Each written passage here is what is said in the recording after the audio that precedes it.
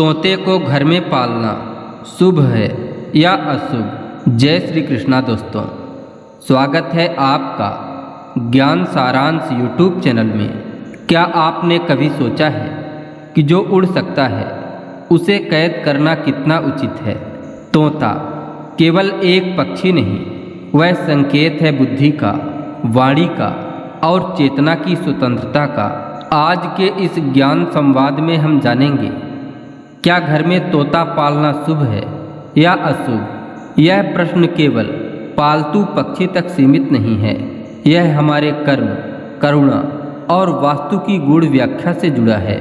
तो आइए इस रहस्य से पर्दा हटाते हैं कि तोता पालना शुभ है या अशुभ। दोस्तों, आज हम जिस विषय पर मनन करने जा रहे हैं वह केवल एक पक्षी से संबंधित नहीं है, बल्कि यह विषय है हमारे भीतर के व्यवहार, करुणा और चेतना से जुड़ा हुआ।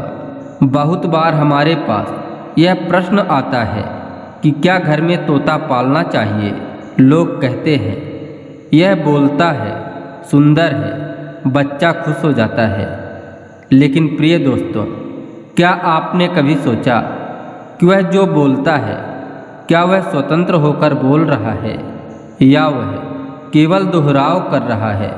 जैसे एक बंद दरवाजे के पीछे से आती गूंज। तोता केवल पक्षी नहीं, एक प्रतीक है। वह प्रेम का प्रतीक है, वह कामदेव का वाहन है, वह हरियाली और वाणी का प्रतिनिधि है। उसका स्वर, उसकी उड़ान, उसकी आँखों की चमक, ये सब केवल बाहरी सौंदर्य नहीं है, बल्कि ये ब्रह्म के जीवांत लक्षण हैं। और जब आप उस ब्रह्म अंश को एक छोटे से पिंजरे में बंद कर देते हैं तो आप क्या कर रहे हैं। आप केवल एक पक्षी को नहीं, बल्कि ईश्वर की रचना की स्वतंत्रता को बंद कर रहे हैं। आप उसकी उड़ान नहीं रोकते, अपनी चेतना की ऊंचाई को बांधते हैं। शास्त्र क्या कहते हैं? मनुस्मृति कहती है, अहिंसा परमम धर्मः। जहाँ हिंसा नहीं है वहीं धर्म है। अब सोचिए, पक्षी उड़ने के लिए बना है, वृक्ष पर बैठने के लिए बना है, वह ईश्वर की निर्मल वायु को अपने पंखों में समेटने के लिए बना है, और हम उसे एक छोटे से पिंजरे में बंद कर कहते हैं ये हमारा पालतू है। यह पालना नहीं, बंधन है, और बंधन से जन्म लेता है वास्तु दोष, मानसिक अशांति और जीवन में एक सूक्ष्म क्लेश। वास्तुशास्त्र भी क्या कहता है? वास्तुशास्त्र कहता है तोता बुध ग्रह से जुड़ा हुआ है, और बुध क्या करता है? वाणी, विचार, व्यवहार को नियंत्रित करता है। अब जब तोता अपनी स्वतंत्रता में रहता है, वो हरियाली लाता है, चहचहाहट लाता है, शुभ संकेत लाता है। लेकिन जब वही तोता पिंजरे में बंद होता है तो हमारे भीतर की वाणी भी बंद होने लगती है। हमारी बातों में कटुता आ जाती है, समझदारी में कमी आती है, और घर में ऐसा लगता है जैसे कोई ऊर्जा रुक गई हो। अब आइए थोड़ी गहराई में चलते हैं। क्या आपने कभी ध्यान किया है कि जिन घरों में पशु पक्षी स्वतंत्र रहते हैं वहाँ बच्चों में संवेदनशीलता अधिक होती है, क्योंकि जब वे किसी चिड़िया को उड़ते देखते हैं वे सीखते हैं उड़ना क्या होता है। परंतु जब वे उसे पिंजरे में देखते हैं तो वे अनजाने में यह सीख लेते हैं कि जो सुंदर है उसे बंद कर दो। ये शिक्षा नहीं है, ये विकृति है। एक प्रश्न, क्या भगवान भी कैद होते हैं? नहीं, ईश्वर को मंदिर में रखते हैं, पर वहाँ भी जगन्नाथ जी रथ यात्रा पर निकलते हैं। क्यों? क्योंकि भगवान भी बंधन में नहीं रह सकते।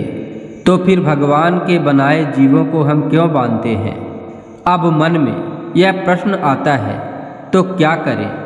अगर कोई तोता आपके घर आता है तो उसे प्रेम से दाना दीजिए, जल दीजिए, उससे बात कीजिए, संवाद कीजिए, लेकिन उसकी उड़ान को ना रोकिए, क्योंकि वह केवल तोता नहीं, वह आपके जीवन में प्राकृतिक ऊर्जा का प्रवाह है।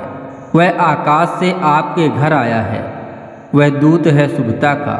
उसे पिंजरे में न डालिए, उसके माध्यम से ईश्वर के संकेत को समझिए। और सबसे अंत में एक निवेदन है, जब भी किसी जीव को देखें उसके भीतर वही आत्मा देखिए जो आपके भीतर है।